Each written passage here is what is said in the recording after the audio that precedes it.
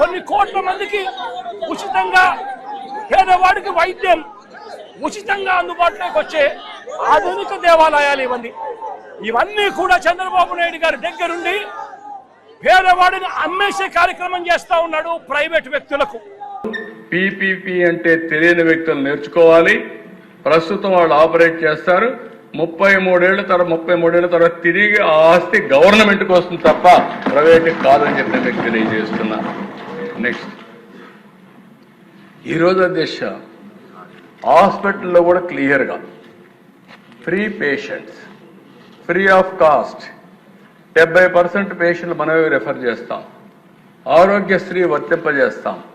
Drugs అన్ని కూడా OPD drugs free of cost. Free of cost తోని పిఎంజేవై, ఎన్టీఆర్, విఎస్టీ ఇవన్నీ కూడా ఉంటాయి. అదే మరి డయాగ్నోస్టిక్స్ కూడా ఫ్రీ ఆఫ్ కాస్ట్ ఉంటాయి.